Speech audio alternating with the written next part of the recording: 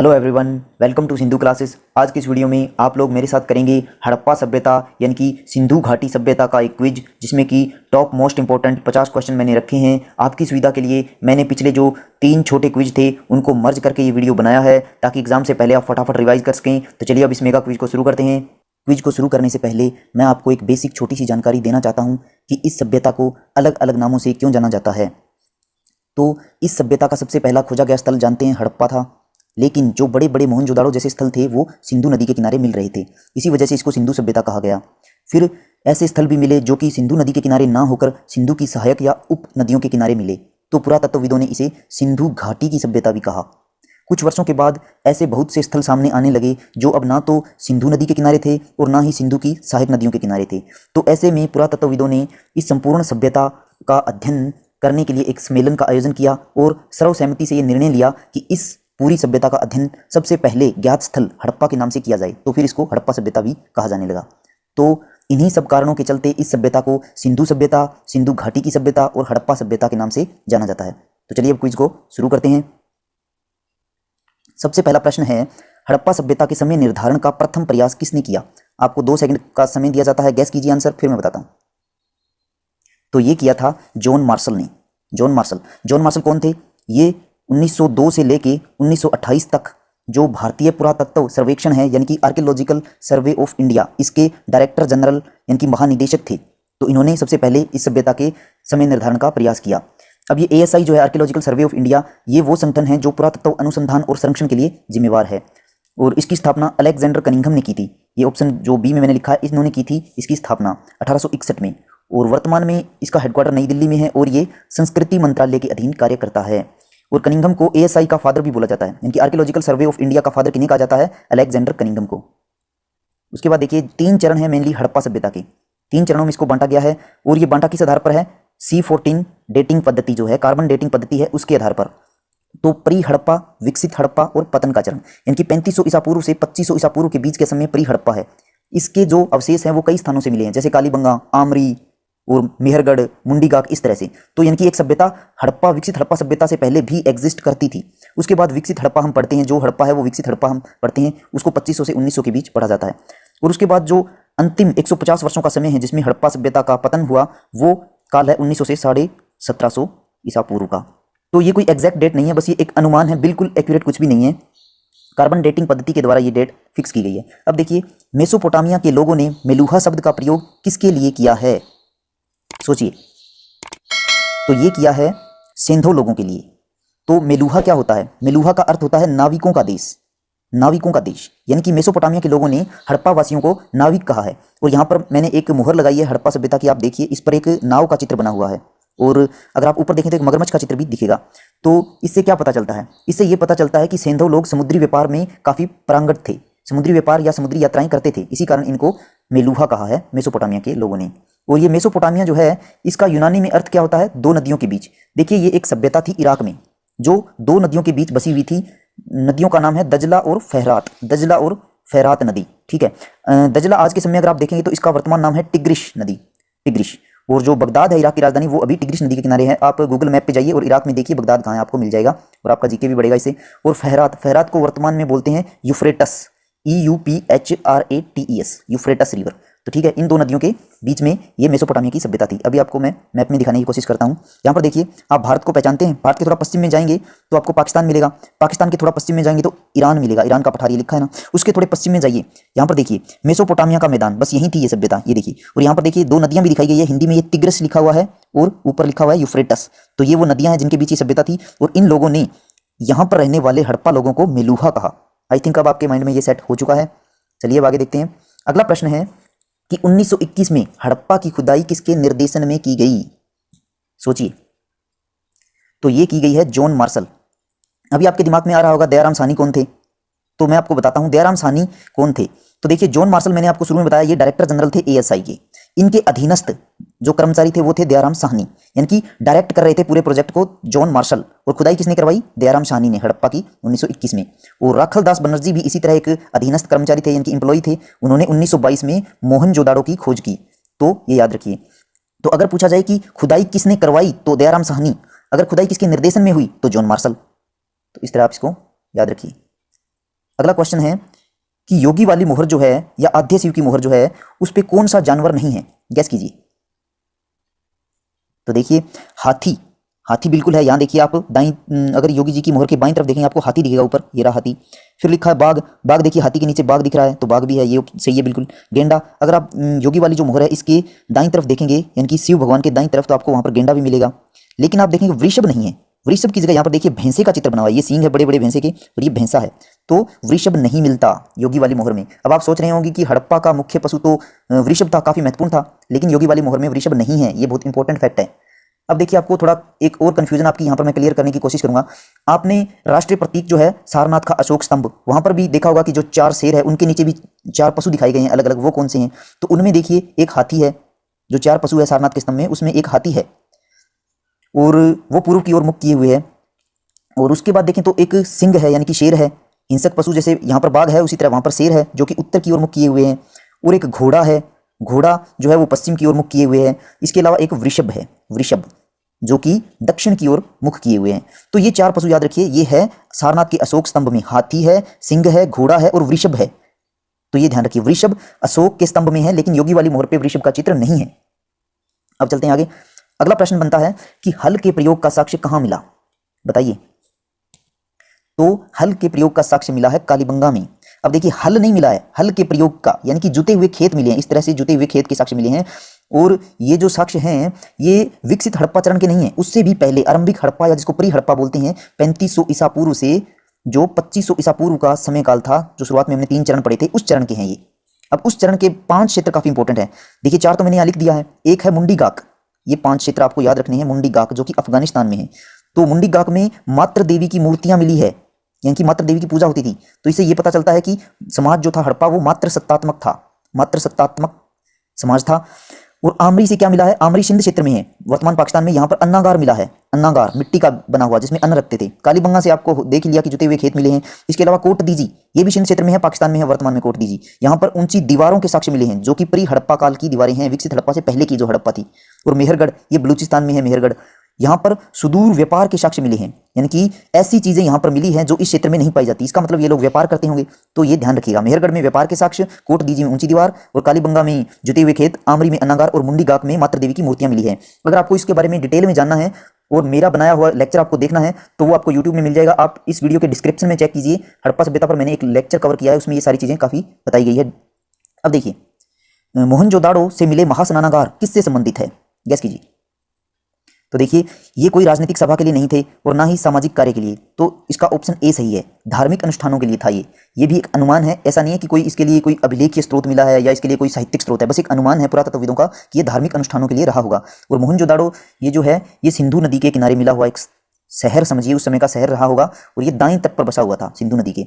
और जो प्रमुख शहर हड़प्पा है वो बाएं किनारे था, लेकिन रावी नदी के बाएं किनारे पर। तो ये दो इनकी दाएं और बाएं तट की ये लोकेशन आप याद रखिएगा। उसके बाद देखिए मुंडी गाक क्षेत्र कहाँ स्थित है, बताइए। तो ये तो काफी इजी था, ये अफगानिस्तान में, मैंने अभी अभी बताया। यहाँ से मातृ देवी की मूर्तियां मिली थी जो कि प्री हड़प्पा काल की थी, यानी कि विकसित हड़प्पा से पहले का जो हड़प्पा था, जिसको प्री हड़प्पा, प्राग हड़प्पा या फिर आरंभिक हड़प्पा बोलते हैं।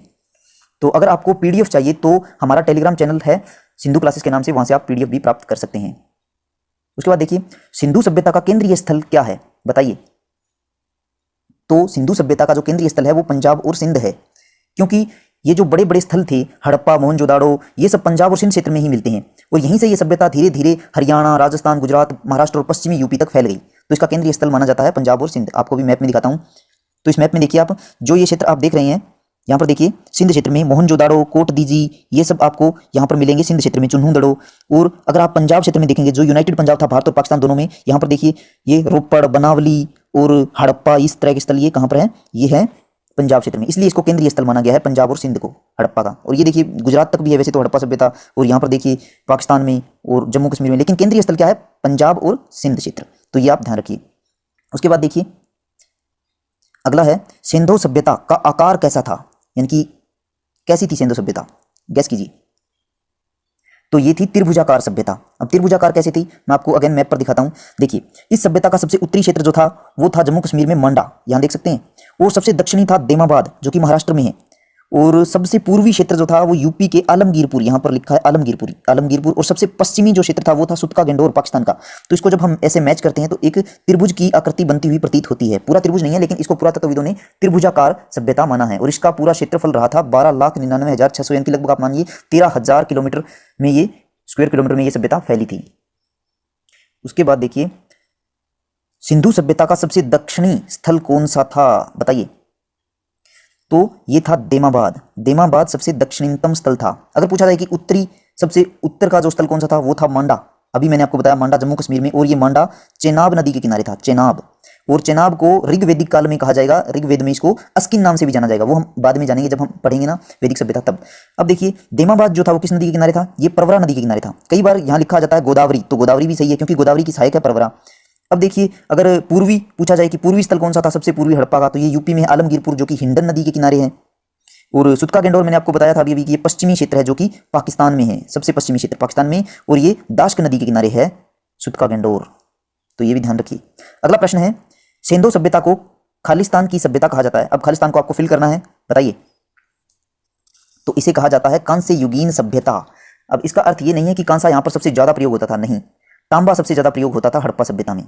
तो कांसा युगीन सभ्यता कहने का कारण क्या है, आपके दिमाग में आया होगा। तो इसका कारण यह है कि इन लोगों को सबसे पहले भारत के इतिहास में सबसे पहले कांसा बनाने का अगर कोई जानकारी मिलता है तो वो इस सभ्यता से मिलता है, हड़प्पा सभ्यता में। मतलब इन लोगों को कांसे का ज्ञान था। कांसा कैसे बनता था, तांबा में टिन मिलाओ, यानी कि 90% तांबा लो और 10% टिन का मिक्सर लो, यानी कि एग्जैक्ट अनुपात लो और कांसा इससे बनेगा। तो इन लोगों को इस विधि का पता था। और इसका सबसे अच्छा उदाहरण कौन सा है, एक नर्तकी की मूर्ति मिली है, वो कांसे की बनी हुई है, नर्तकी की मूर्ति, वो सबसे अच्छा उदाहरण है। और ये मूर्ति मिली है मोहनजोदाड़ो से। तो ये पता चलता है कि ये लोग कांसे की जानकारी रखते थे, तो इसलिए इसको कांस्य युगीन सभ्यता कहा गया है। और सबसे ज्यादा प्रयोग किसका होता था, तांबे का। आगे देखिए, सेंधव लोग कांसा बनाने के लिए टिन धातु किस क्षेत्र से लाते थे, बताइए। तो ये लोग टिन राजस्थान में नहीं होता, गुजरात में नहीं होता, महाराष्ट्र में भी नहीं, तो ये अफगानिस्तान से लाते थे। मैं आपको बताऊं तो पूरे भारत में टिन बहुत ही कम मिलता है। एक ही क्षेत्र है बस्तर, बस्तर का पठार आपने सुना होगा, छत्तीसगढ़ में, केवल वहां पर टिन मिलता है। लेकिन यहां तक इनकी पहुंच नहीं थी। हड़प्पावासी अफगानिस्तान से टिन लेके आते थे। और अफगानिस्तान एक दुर्गम इलाका है, हिंदू कुश पर्वत को पार करना पड़ता है, तो इसके चलते कांसे का प्रयोग है वो भी काफी लिमिट हो गया, कम हो गया। यानी कि बहुत ही रेयर केस में आपको कांसे की चीजें मिलेंगी, जैसे नृत्य की मूर्ति। ज्यादातर जो चीजें हैं वो तांबे की बनी हुई है। देखिए, भारत की प्रथम नगरीय सभ्यता कौन सी थी, बताइए। तो ये थी हड़प्पा सभ्यता, जहां पर नगर बने हुए थे। जैसे मोहनजोदाड़ो भी एक नगर है और हड़प्पा भी एक नगर है, जिसको देखने पे पता चलता है कि उनकी जो नगर योजना है, जो उनकी जल निकास योजना है, इन सबसे पता चलता है कि एक नगर ये सभ्यता थी।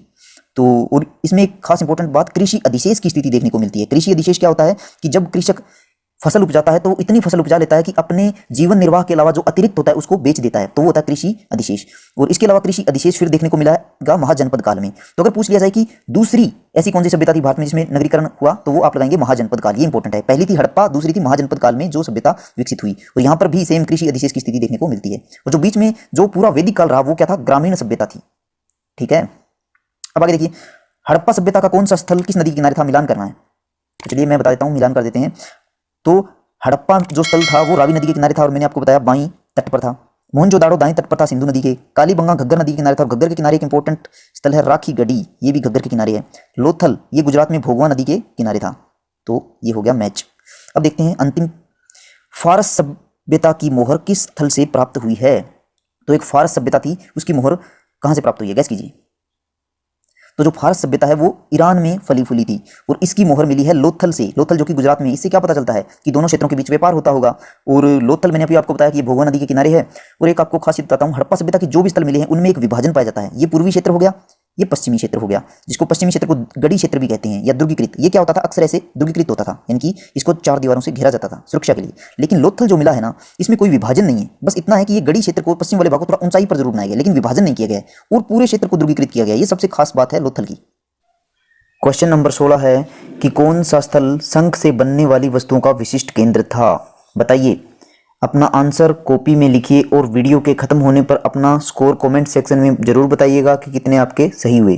तो इसका आंसर है ऑप्शन सी, यानी कि नागेश्वर और बालाकोट। नागेश्वर गुजरात में है और बालाकोट जो है वर्तमान पाकिस्तान में स्थित है। तो ये दोनों ही क्षेत्र अगर हम देखें तो अरब सागर के समीप थे, इसी वजह से शंख इनको आसानी से मिल जाता था। और इन दोनों क्षेत्र से शंख से बनी हुई चूड़ियाँ और करछियाँ मिली है। तो इसी आधार पर यह अनुमान लगाया जाता है कि ये शंख उत्पादन के विशिष्ट केंद्र थे। अगर इनका लोकेशन आप देखें तो गुजरात में ये देखिए यहाँ पर है नागेश्वर, और पंजाब में हम आमरी के दक्षिण में देखेंगे तो आपको मिलेगा बालाकोट। इसके बाद देखिए सिंधु सभ्यता की सबसे प्रमुख विशेषता क्या थी, आंसर दीजिए। तो ये थी नगर योजना यानी कि टाउन प्लानिंग। जो नगर होते थे वो जाल ग्रिड पद्धति पर बनाए जाते थे। जो सड़कें थी, मेन सड़कें, वो समकोण पर एक दूसरे को काटती थी, और इन सड़कों से जो गलियां निकलती थी उन पर जो मकान होते थे उनके दरवाजे खुलते थे। कभी भी मेन सड़क के ऊपर दरवाजे नहीं खुलते थे।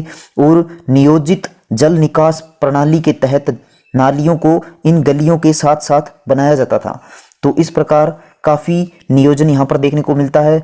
और आपने देखा होगा कि जो हड़प्पा सभ्यता में दो स्थल थे, जो पूर्वी क्षेत्र था उसको निचला क्षेत्र कहते थे जहाँ पर आम जनसाधारण लोग रहते थे, और विशिष्ट लोगों के लिए जो पश्चिमी क्षेत्र था जिसको कि गढ़ी क्षेत्र बोलते हैं। तो इस गढ़ी क्षेत्र को ऊंचाई देने के लिए पहले कच्ची ईंटों के चबूतरे बनाए जाते थे, और उसके बाद प्रॉपर ऊंचाई मिलने के बाद वहां पर भवनों का निर्माण किया जाता था। उसके बाद है क्वेश्चन 18 कि कौन सा स्थल दोनों ओर से किलेबंद या दुर्गीकृत था। यानी कि जो मैंने आपको बताया गढ़ी क्षेत्र, जो गढ़ी क्षेत्र है और निचला क्षेत्र है, तो इनको दोनों ही तरफ से किसको दुर्गीकृत किया गया था ये बताना है। तो बताइए। तो इसका सही आंसर है कालीबंगा। कालीबंगा एक ऐसा स्थल था जो गढ़ी क्षेत्र को भी दुर्गीकृत करता है और जो निचला क्षेत्र था उसको भी अलग से दुर्गीकृत करता है। ये विशिष्टता कालीबंगा की थी। और इसके अलावा अगर हम कालीबंगा में देखें तो यहाँ पर अग्निकुंड मिले हैं, अग्निकुंड मिले हैं, जो कि हम देखें तो लोथल में भी मिले हैं। लोथल और कालीबंगा दो ऐसे स्थल है जहाँ पर अग्निकुंड या अग्नि वेदिकाएं मिली हैं। और कालीबंगा से ऊंट की हड्डियों के साक्ष्य भी मिले हैं। और कालीबंगा में जुते हुए खेत मिले हैं जो कि आरंभिक हड़प्पा काल के हैं। और ये खेत कैसे हैं, जैसे इस तरह से पैरेलल रेखाएं खींची गई है और फिर इस प्रकार समकोण रेखाएं हैं। ऐसा माना जाता है कि एक ही समय में शायद यहाँ पर दो फसलें उगाई जाती हों। तो ये भी कालीबंगा के बारे में याद रखिए, एक्स्ट्रा फैक्ट। उसके बाद देखिए कौन सा स्थल 3 भागों में बटा था, आंसर दीजिए। तो ये स्थल था धोलावीरा, गुजरात में है धोलावीरा। ये स्थल ऐसा था जो 3 भागों में बटा था। इसके अलावा अगर आप एक्स्ट्रा याद रखना चाहें तो यहाँ पर जलाशयों का प्रयोग होता था, खेती के लिए जलाशयों का प्रयोग धोलावीरा में देखने को मिलता है। और धोलावीरा एक उत्कृष्ट शिल्प उत्पादन केंद्र भी था। यहाँ पर पत्थरों का काम किया जाता था। न केवल धोलावीरा बल्कि लोथल और चुन्हू दड़ो वर्तमान में पाकिस्तान में है और ये सिंधु नदी के किनारे है। लोथल भोगा नदी के किनारे है। तो धोलावीरा, लोथल और चुन्हू दड़ो, इन तीनों ही स्थानों पर जो पत्थर से संबंधित घिसाई का कार्य, पॉलिश करना और उसको छेद करने का कार्य होता था। और यहाँ पर बड़ी संख्या में छेद करने वाले उपकरण मिले हैं इन तीनों ही स्थानों से। तो यहाँ से जो तैयार माल जो होता था वो दूसरी बस्तियों में ले जाया जाता था, जैसे हड़प्पा और मोहनजोदाड़ो। इसके बाद देखिए सिंधु सभ्यता में कौन सा एक जवाहरीय बंदरगाह था, बताइए। तो ये था लोथल। लोथल था जवाहरीय बंदरगाह। यह बड़ा तालाब जो आप देख रहे हैं फोटो में, इसको ऐसा माना जाता है कि ये बंदरगाह था। यहाँ पर समुद्र से आने वाली नावें रुकती थी और यहीं से सामान का चढ़ाना या उतारने का जो काम है वो होता था इस तालाब को। और अभी जो इसको भारत का पहला बंदरगाह भी माना जाता है। और हाल ही में भारत और पुर्तगाल के बीच एक MOU भी साइन हुआ है कि जो यहाँ पर एक राष्ट्रीय समुद्री विरासत परिसर बनेगा, यानी कि नेशनल मैरीटाइम हेरिटेज कॉम्प्लेक्स बनेगा लोथल में, इसी की याद में, जो कि मैंने आपको बताया जो बंदरगाह है इसकी याद में। तो लोथल में जो एक खासियत ये देखने को मिलती है, मैंने आपको जो बताया था कि भवनों के जो दरवाजे थे वो मेन सड़कों पर नहीं खुलते थे हड़प्पा किसी भी स्थल में, हड़प्पा के। लेकिन लोथल एक ऐसा स्थल है जहां पर घरों के जो दरवाजे हैं वो मेन सड़क पर खुल रहे हैं। तो ये एक अपवाद हो गया। इसके अलावा अग्निकुंड यहाँ पर मिले हैं जो कि कालीबंगा में भी मिले थे, ये भी याद रखिएगा। उसके बाद अगला प्रश्न है कि किस एकमात्र स्थल की सभी सड़कें पक्की ईंटों की बनी थी, बताइए। तो ये स्थल था मोहनजोदाड़ो। मोहनजोदाड़ो ऐसा माना जाता है कि हड़प्पा सभ्यता में सबसे विकसित शहर था। यह एक नियोजित शहरी केंद्र था, सिंधु नदी के दाएं तट पर स्थित था। और यहाँ से एक दाढ़ी वाले व्यक्ति की पत्थर की मूर्ति मिली है जो आप यहाँ देख सकते हैं। इसको पुरोहित राजा की संज्ञा दी गई है, पुरोहित राजा। और इसने जो कढ़ाईदार वस्त्र पहने हैं ये भी यहाँ देखिए, इससे हड़प्पा सभ्यता के वस्त्रों की भी जानकारी मिल रही है। उसके बाद है क्वेश्चन नंबर 22 कि सिंधु लोगों ने अपनी कला का सर्वश्रेष्ठ प्रदर्शन कहाँ किया? 2 सेकंड का समय है, बताइए। तो ये किया था मोहरों पर, जो मोहरें होती थी इन पर सर्वश्रेष्ठ प्रदर्शन देखने को मिलता है कला का। और ये मोहरें काम क्या आती थी, क्या आप जानते हैं? चलिए मैं बताता हूं। तो ये जो मोहरें थी इनका प्रयोग होता था लंबी दूरियों के जो संपर्क थे उनको सुविधाजनक बनाने के लिए। मान लीजिए सामान से भरा हुआ कोई थैला है जिसमें सामान है, तो उस थैले को किसी स्थान पर भेजना है तो उसके मुहाने पर गांठ लगा दी जाती थी और उस पर चिपचिपी मिट्टी लगाकर मोहर से दबाया जाता था।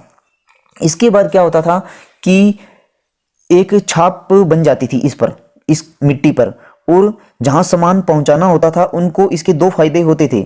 अगर ये छाप टूटी हुई नहीं है, सही सलामत है, तो ये श्योर रहता था कि रास्ते में सामान से कोई छेड़छाड़ नहीं हुई और सामान भेजने वाले की पहचान भी इससे होती थी। मान लीजिए ये थैला अगर मेसोपोटामिया जा रहा है तो यहाँ पर हड़प्पा की मोहर लगी होती थी, तो ये भी एक फायदा था। अब देखिए मोहरें जो सर्वाधिक किस आकार की होती थी, मोहरों का आकार क्या था बताइए? तो इसका आंसर है ए, वर्गाकार। मोहरें जो सबसे ज्यादा सर्वाधिक मिली है वो वर्गाकार है। वैसे तो आयताकार मोहरें भी मिली है, तो जो वर्गाकार मोहरें मिली हैं उस पर 2 खासियत है। एक तो लिपि यानी कि कुछ लिखा गया है जो कि आज तक पढ़ा नहीं गया है, और एक श्रृंगी पशु का जिसका एक सींग होता था उसका चित्र यहां पर मिला है। जबकि हम देखें आयताकार मोहरें तो उस पर सिर्फ लिपि मिली है, कोई भी चित्र यहां पर नहीं मिला है। तो अगर आप तस्वीर में देखेंगे तो यहां देखिए ये है वर्गाकार मोहर जिस पर एक श्रृंगी पशु है और लिपि है, दोनों चीजें हैं। और यहाँ पर देखिए ये 4 मोहरें हैं आयताकार अलग अलग साइज की, लेकिन यहाँ पर सिर्फ लिपि लिखी गई है। इसके बाद देखिए योगी वाली मोहर कहां से प्राप्त हुई है? क्वेश्चन नंबर 24, सोचिए। तो ये मिली है मोहनजोदाड़ो से। मैंने आपको बताया भी था कि एक मोहर है जिसमें बीच में एक योगी बैठे हैं और उनके चारों तरफ 4 जानवर है। यहाँ पर हाथी, यहाँ पर बाघ है, गेंडा है यहाँ एक साइड, और गेंडे के नीचे जो है वो है भैंसा। तो इस प्रकार ये 4 जानवर यहाँ पर बैठे हुए हैं। यहाँ पर वृषभ नहीं है, ये ध्यान रखिए, योगी वाली मोहर में वृषभ का चित्र नहीं है। उसके बाद देखिए धातु की मूर्ति कैसे बनाई जाती थी, सोचिए। तो ये बनाई जाती थी भ्रष्ट मोम पद्धति से, और इसको हम लुप्त मोम पद्धति भी बताते हैं, बोलते हैं लुप्त मोम पद्धति। अब ये कैसे कार्य करती है मैं इसके बारे में आपको थोड़ा बता देता हूं। तो लुप्त मोम नाम से पता चल रहा है कि मोम का लोप हो जाना। तो इसमें क्या होता था कि एक मोम की प्रतिमा बनाई जाती थी, कि जैसे जो भी मूर्ति बनानी होती थी उसकी एक मोम की प्रतिमा बना ली जाती थी। फिर इससे चिकनी मिट्टी से पूरी तरह से लीप कर सूखने के लिए छोड़ देते थे। जब ये सूख जाती थी तो इसको आग में गर्म करते थे।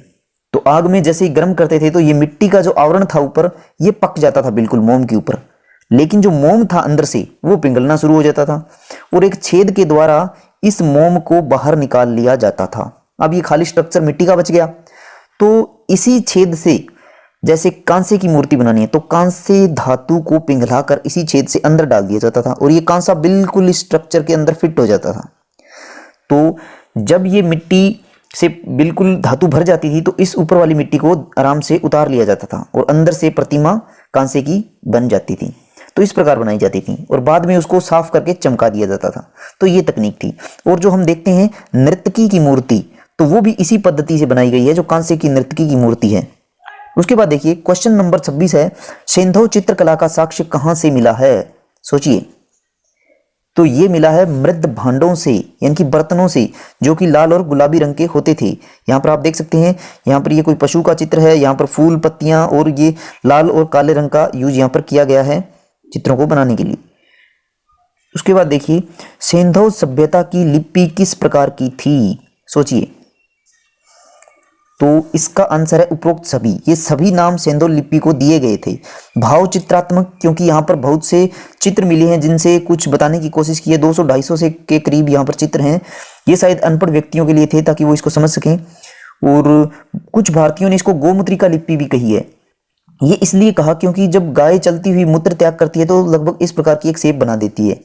तो हड़प्पा सभ्यता में भी दाएं से बाएं लिपि जाती है, फिर बाएं से दाएं आती है और फिर बाएं तरफ जाती है, तो इसको गोमुद्रिका लिपि कहा गया।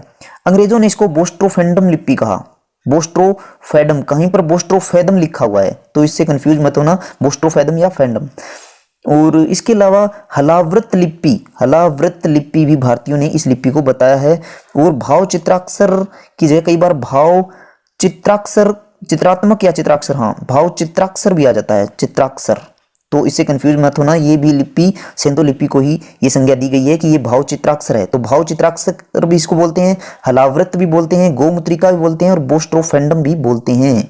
उसके बाद देखिए क्वेश्चन नंबर 28 क्या कहता है, सर्वाधिक बड़ा लेखन का साक्ष्य किस स्थल से प्राप्त हुआ? सोचिए।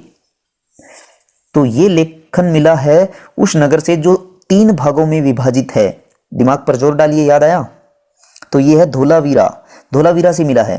और ये 10 मूल चिन्ह प्रयोग किए गए हैं इस लेख में। लेकिन समस्या क्या है, इसको पढ़ा नहीं गया है तो कोई फायदा भी नहीं है। जब तक ये नहीं पढ़ा जाता तब तक इसके बारे में जानकारी नहीं मिलेगी। यहाँ खेती के लिए जलाशयों का प्रयोग होता था धोलावीरा में, मैंने आपको बताया। और धोलावीरा, लोथल और चुन्नू में मैंने आपको बता दिया था कि यहाँ पर पत्थर के जो शिल्प कार्य था वो बहुत ज़्यादा होता था और छेद करने के उपकरण मिले हैं।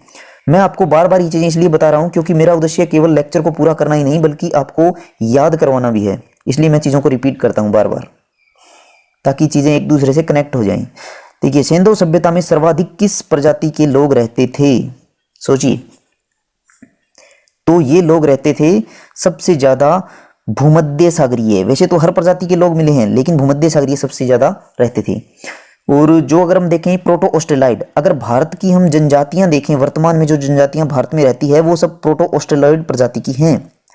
और हमारे पूर्वोत्तर के जो राज्य हैं जैसे असम, मेघालय, नागालैंड, वहाँ पर जो लोग हमारे रहते हैं वो मंगोलाइड हैं। मंगोलाइड का अर्थ है जिनकी आंखें झुकी हुई, पैर छोटे और नुकीले बाल, तो वो लोग मंगोलाइड प्रजाति के हैं, लेकिन हैं वो भारतीय ही। अगर आपको वीडियो अच्छी लग रही है तो वीडियो को लाइक कीजिए, चैनल को सब्सक्राइब कीजिए और अपने दोस्तों के साथ शेयर कीजिए। और अपना स्कोर कमेंट बॉक्स में लिखना तो बिल्कुल मत भूलिएगा। हड़प्पा सभ्यता के लोग कौन सी फसल उपजाते थे? बताइए। तो ये लोग रबी की, केवल रबी की फसल उपजाते थे। और रबी की फसल में ये लोग चावल उपजाते थे, चावल जो कि खरीफ की फसल है, लेकिन ये लोग रबी में उपजाते थे इसे। तो चावल के साक्ष्य अगर देखें हम तो लोथल से मिले थे, लोथल से और रंगपुर से चावल के साक्ष्य मिले हैं। रंगपुर गुजरात में है जो कि मादर नदी के किनारे है, मादर। और लोथल तो मैंने आपको बता ही दिया कि ये भोगवा नदी के किनारे है गुजरात में। तो ये साक्ष्य यहाँ से मिले हैं। क्वेश्चन नंबर 31 है कि किन लोगों ने सिंधु लोगों के लिए सिंडन शब्द का प्रयोग किया? सोचिए। तो ये लोग थे यूनानी, यूनानियों ने सिंधु लोगों को सिंडन कहा है। हड़प्पा के जो लोग थे वो प्रथम कपास उत्पादक थे, इसी वजह से यूनानियों ने इन्हें सिंडन कहा, अर्थात सिंधु नदी के आसपास रहने वाले और कपास उत्पादन करने वाले। इसके अलावा अगर आप देखें तो मेसोपोटामिया की सभ्यता के लोगों ने सिंधु लोगों के लिए मेलुहा शब्द का प्रयोग किया है। मेलुहा का अर्थ होता है कि नाविकों का देश, यानी कि सिंधु लोगों को वो नाविकों के देश के निवासी मानते थे। और इससे समुद्री यात्रा का पता चलता है सिंधु लोगों के बारे में कि वो समुद्री यात्रा और व्यापार में कितने पारंगत थे। इसके बाद देखें तो मेसोपोटामिया में ओमान के लिए भी एक शब्द मिलता है, यहाँ के लेखों में लिखा गया है इसे मगान। तो ओमान को मगान लिखा है मेसोपोटामिया के लेखों में। इसके बाद देखिए क्वेश्चन नंबर 32 कहता है सिंधु लोगों का सिंचाई का साधन क्या था? सोचिए। तो देखिए सिंधु लोगों के जो सिंचाई का साधन था वो मेनली छोटे छोटे बांध बनाए जाते थे। तो ऑप्शन बी हो गया। ये बांध जब बना दिए जाते थे उसके बाद जो जल स्तर बढ़ने से बाढ़ पैदा होती थी और जितनी भूमि सिंचित होती थी उसी में कृषि की जाती थी। हड़प्पा सभ्यता के लोगों को नहरों का ज्ञान नहीं था, नहर प्रणाली से परिचित नहीं थे। सिर्फ एक इसका अपवाद मिलता है जो कि है सोरतघई। सोरतघई अफगानिस्तान में है और यहाँ पर नहरों के कुछ अवशेष मिले हैं। इसके अलावा एक स्थान है धोलावीरा, गुजरात में है धोलावीरा, यहाँ पर जलाशयों का प्रयोग के अवशेष मिले हैं कि ये जलाशयों का प्रयोग कृषि के लिए करते थे। अगर हम देखें पंजाब और सिंध क्षेत्र में तो वहाँ पर नहरों का कोई भी उल्लेख नहीं मिलता। इसके बाद क्वेश्चन नंबर 33 है सिंधु सभ्यता का सबसे लोकप्रिय पशु कौन सा था? सोचिए। तो ये पशु था वृषभ। वृषभ सिंधु सभ्यता का सबसे लोकप्रिय पशु था। मोहरों पर किए गए रेखांकन यह दर्शाते हैं कि इन लोगों को वृषभ के बारे में पता था और इसी आधार पर पुरातत्वविद यह मानते हैं कि खेत जोतने के लिए बैलों का प्रयोग सिंधु लोग करते थे। वृषभ इनका धार्मिक पशु भी था, धार्मिक महत्व भी वृषभ का देखने को मिलता है। इसके बाद जब हम वैदिक सभ्यता पढ़ेंगे तो वैदिक सभ्यता में लोकप्रिय पशु वृषभ नहीं बल्कि गाय हो जाएगा। तो वैदिक सभ्यता में गाय और हड़प्पा में क्या है? वृषभ, ये याद रखिए। इसके अलावा अगर आपने जैन धर्म के बारे में थोड़ा पढ़ा हो तो आपको पता होना चाहिए, जो इनके प्रथम तीर्थंकर थे उनका नाम था ऋषभदेव। तो ऋषभदेव या इनको आदिनाथ भी कहते हैं। तो आदिनाथ या ऋषभदेव, इनका जो प्रतीक चिन्ह था वो भी वृषभ ही था। तो ये दोनों बातें याद रखिए, वृषभ आदिनाथ का प्रतीक चिन्ह भी था और हड़प्पा सभ्यता के लोगों का लोकप्रिय पशु भी था। उसके बाद अगला क्वेश्चन देखिए, सिंधु सभ्यता के लोग सर्वाधिक किस धातु का प्रयोग करते थे? सोचिए। तो ये लोग तांबे धातु का प्रयोग करते थे। कांसा धातु भारत के इतिहास में पहली बार प्रयोग किया गया था हड़प्पा सभ्यता के समय, इसी कारण इसको कांस्य युगीन सभ्यता कहा गया। लेकिन अगर क्वेश्चन आता है कि सर्वाधिक किस धातु का प्रयोग हुआ, तो ऑप्शन सही होगा तांबा, क्योंकि तांबा सबसे ज्यादा प्रयोग होता था। कांसा बनाने के लिए आपको टिन चाहिए और हड़प्पा सभ्यता के लोग टिन अफगानिस्तान से लेके आते थे, जो कि काफी दुर्गम इलाका था, तो इसीलिए सबसे ज्यादा तांबे का प्रयोग होता था। इसके बाद हम देखें तो कुछ रासायनिक विश्लेषण ये दर्शाते हैं कि मेसोपोटामिया जो सभ्यता है, मेसोपोटामिया और ओमान में जो तांबा मिला है, उस तांबे में निकल के अंश पाए गए हैं, जो कि हड़प्पाई पुरावस्तुओं में भी मिलते हैं। तो इससे इन जो सभ्यताओं के बीच व्यापार का एक संकेत मिलता है, ये भी आप ध्यान रख सकते हैं। तो निकल की उपस्थिति के कारण इनका एक साझा उद्भव की ओर संकेत भी है। सिंधु लोगों ने माप तोल के लिए बाट बटकरों को कितने के गुणांक में बनाया? सोचिए। तो ये इन्होंने बनाया था 16 के गुणांक में। देखिए, आप जो भी इसका सोचते हैं आंसर वो कॉपी में लिखिए और क्विज के एंड में इसको मैच कीजिए कि आपने कितने सही किए, और कमेंट सेक्शन में भी लिखिए कि आपका क्या स्कोर रहा। तो देखिए 16 के गुणांक में ये बाट बटकरे थे और ये मेनली चरट पत्थर के बनाए जाते थे, और इनको जो छोटे बाट हैं वो इतनी बारीकी से बनाए गए हैं कि वो मन के और आभूषण को बिल्कुल एक्यूरेट माप सकते थे। और ये घन आकार के थे, मतलब घनाभ नहीं, घन आकार के, मतलब बिल्कुल जैसे जितनी ऊंचाई थी उतनी ही इसकी लंबाई देखने को मिलती है और उतनी ही इसकी चौड़ाई भी देखने को मिलती है। तो ये घन आकार के थे। और इसके अलावा देखें तो धातु के बने हुए तराजू के जो पलड़े हैं, जैसे एक तराजू होता है, उसके पलड़ों के साक्ष्य भी यहाँ पर हड़प्पा सभ्यता में मिले हैं। इसके बाद देखिए, पशुपति शिव की पहचान किसने की थी? सोचिए। तो ये की थी जॉन मार्शल ने। जॉन मार्शल 1902 से 1928 के बीच में जो भारतीय पुरातात्विक सर्वेक्षण है, यानी कि ASI archaeological survey of India, इसके डायरेक्टर जनरल थे, DG थे। तो इन्होंने क्या बताया कि जो हमने एक मोहर देखी थी जिसमें बीच में एक योगी है और उनके चारों तरफ जो 4 पशु है, यहाँ पर हाथी, नीचे बाघ और दाईं साइड इनके बना हुआ था गेंडा बना हुआ था और फिर नीचे था भैंसा। तो इस जो योगी की तस्वीर है, इनमें योगी जी को पशुपति शिव कहा। इन्होंने इस बात की पुष्टि की कि एक मोहर जो ये हमने देखी, इसके अंदर ये जो बीच के योगी हैं ये हिंदू धर्म के देवता पशुपति शिव हैं, ऐसा जॉन मार्शल का मानना था।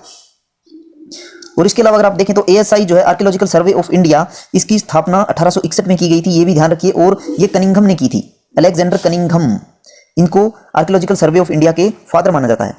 तो सिंधु सभ्यता का सर्वाधिक घनिष्ठ व्यापारिक संबंध किस देश से था? क्वेश्चन नंबर 37 सोचिए। तो ये माना जाता है मेसोपोटामिया से। मेसोपोटामिया से सबसे ज्यादा घनिष्ठ व्यापारिक संबंध था इन लोगों का। इसका क्या कारण था? क्योंकि अगर देखें तो मेसोपोटामिया के लेखों में बहुत सी ऐसी वस्तुओं का उल्लेख मिलता है जो कि मेलुहा देश से आती थी।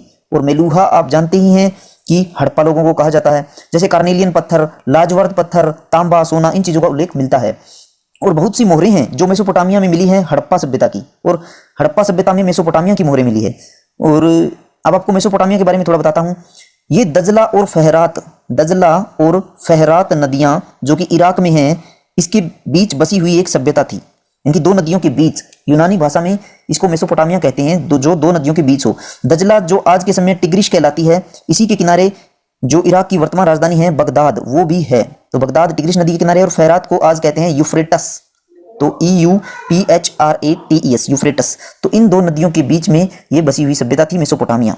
तो ये ध्यान रखिए। इसके बाद देखिए, किस स्थल से भवन निर्माण में कच्ची ईंटों का प्रयोग हुआ था? तो कौन सा स्थल था जहां पर कच्ची ईंटों के भवन बनाए गए थे? सोचिए। तो ये स्थल था कालीबंगा। कालीबंगा का नाम कालीबंगा क्यों पड़ा आप जानते होंगे, चलिए बताता हूं। काली चूड़ियों के साक्ष्य यहां मिले थे, तो इसी कारण इसको कालीबंगा कहा गया। यहाँ के जो ईंटों के मकान हैं वो कच्ची ईंटें थी, और आमतौर पर हड़प्पा स्थल की जो ईंटें थी वो पक्की ईंटों का यूज हुआ था। और जो कालीबंगा है इसमें जुते हुए जो खेत हैं वो भी, उसके भी साक्ष्य कालीबंगा में मिले थे, ये भी ध्यान रखिए। और एक इंटरेस्टिंग बात ये भी है कि जो कालीबंगा और लोथल है, ये 2 ऐसे स्थल है, कालीबंगा और लोथल, जहां पर कि अग्निकुंड मिले हैं। अग्निकुंड इससे क्या पता चलता है कि यहाँ पर हवन होता होगा। और लोथल और कालीबंगा से एक और चीज कॉमन मिली है, वो है युगम समाधि, यानी कि क्षत्रिय और पुरुष की एक साथ समाधि यहाँ पर देखने को मिलती है। तो ये साक्ष्य भी कालीबंगा में मिलता है। इसके बाद देखिए कि किस विद्वान ने आर्यों को सिंधु सभ्यता के पतन में महत्वपूर्ण कारण बताया था, सोचिए। तो ये विद्वान थे व्हीलर, और व्हीलर जो है आर्कियोलॉजिकल सर्वे ऑफ इंडिया के डायरेक्टर जनरल बने थे 1944 में। ये मैं ऐसे आपको बता रहा हूँ, एक्स्ट्रा नॉलेज है, शायद ये चीजें ना पूछी जाए।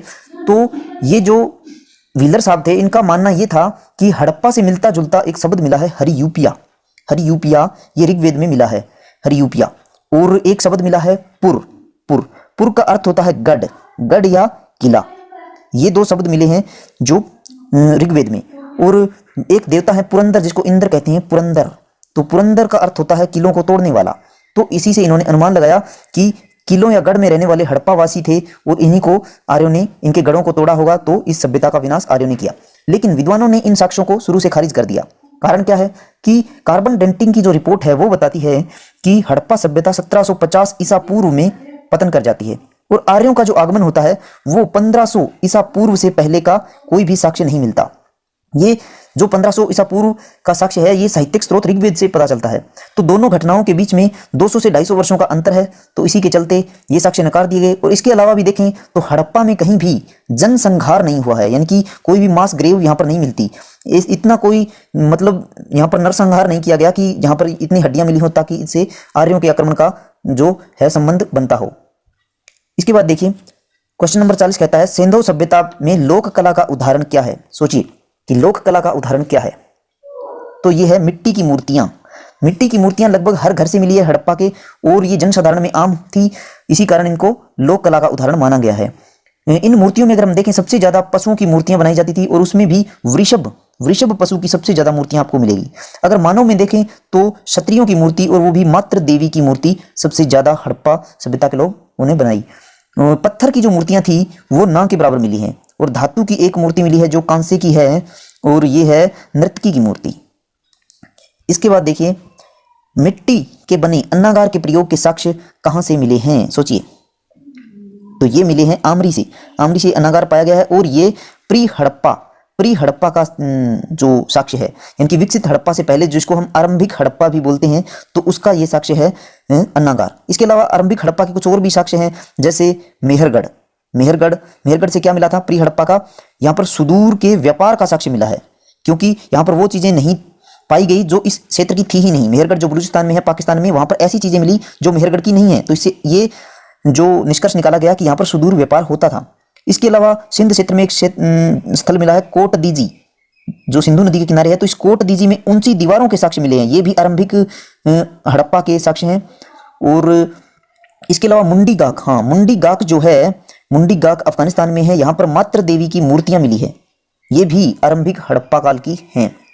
तो ये सब आप ध्यान रख सकते हैं। वैसे मैं ये बता चुका हूं, रिपीट कर दिया है मैंने यहाँ पे। इसके बाद देखिए क्वेश्चन है 42, कहता है कृषि अधिशेष की स्थिति किस काल में देखने को मिलती है। सोचिए, तो सबसे पहले ये समझिए कृषि अधिशेष का अर्थ क्या होता है। इसका अर्थ होता है कि अपनी आवश्यकता से अधिक फसल का उत्पादन करना। तो जो कृषक होते थे वो अपनी आवश्यकता का अन्न रखने के बाद इसको नगरों में बेच देते थे।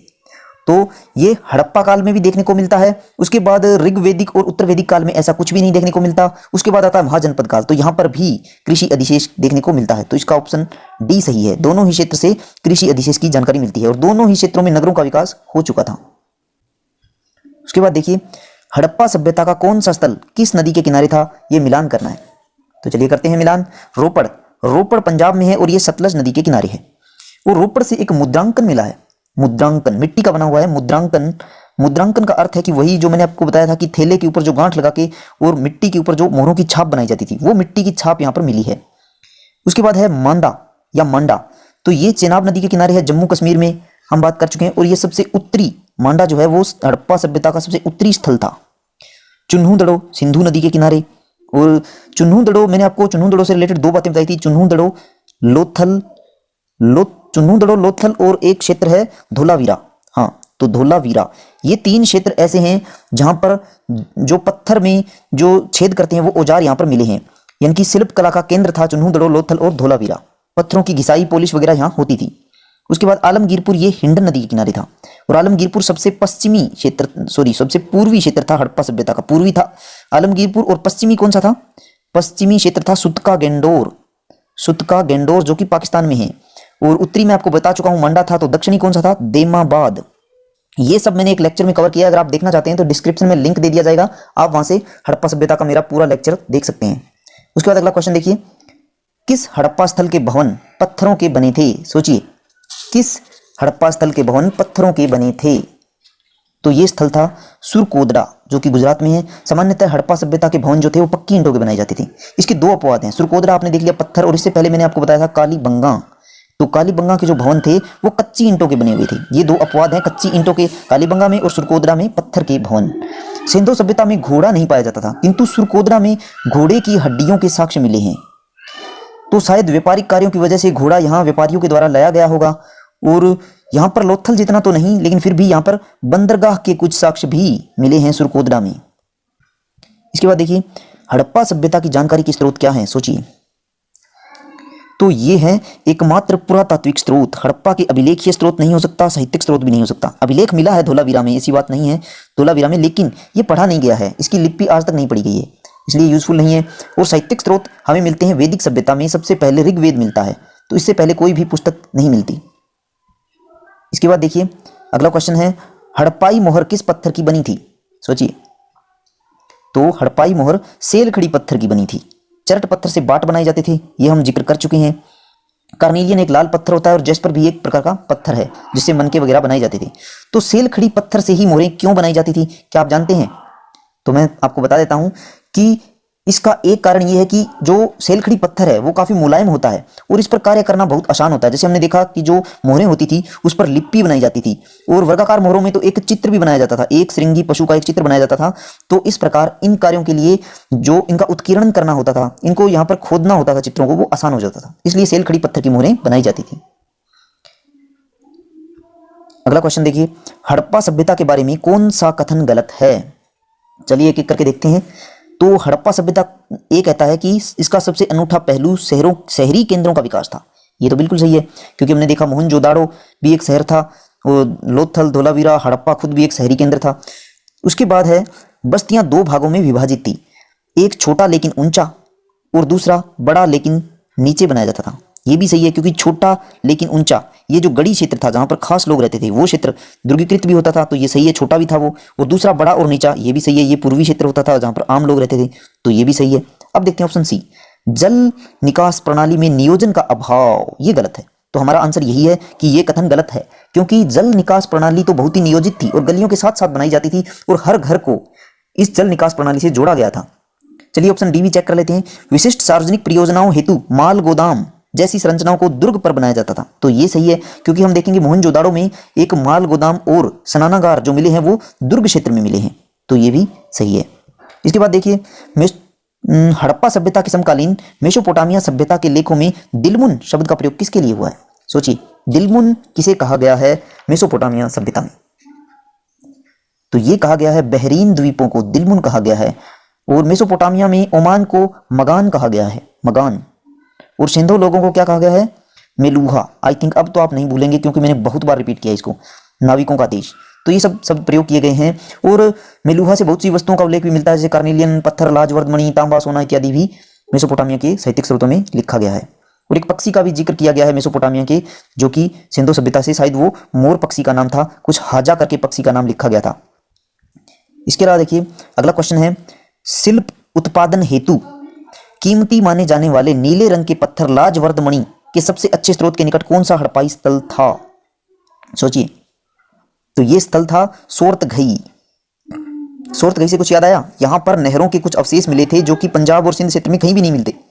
इसके अलावा देखिए, नागेश्वर और बालाकोट, ऑप्शन ए और बी में मैंने लिखा है, इसके बारे में आपको फिर रिपीट कर देता हूं। नागेश्वर गुजरात में है और बालाकोट पाकिस्तान में है, और ये अरब सागर के काफी करीब थे। तो यहाँ पर शंख से बनी हुई वस्तुओं के अवशेष मिले हैं, जैसे करछियां हैं और करछियां, पचकारियां और ऐसी कुछ चीजें मिली हैं, चूड़ियां हो गई, तो ये शंख की बनी हुई थी। इसके अलावा रोपड़ तो मैंने आपको बता दिया, ये सतलज नदी के किनारे पंजाब में था, और यहाँ से एक मुद्रांकन मिला था जिस पर 2 मोहरें बनी हुई थी, मिट्टी का मुद्रांकन था। तो इस प्रकार चीजों को जोड़ के पढ़ना सीखिए। अगला क्वेश्चन है, हड़प्पा सभ्यता के लोग तांबा प्राप्ति के लिए किस क्षेत्र पर निर्भर थे? सोचिए। तो ये था खेतड़ी क्षेत्र, खेतड़ी जो कि राजस्थान में है और आज भी भारत में यहाँ से तांबा काफ़ी निकाला जाता है।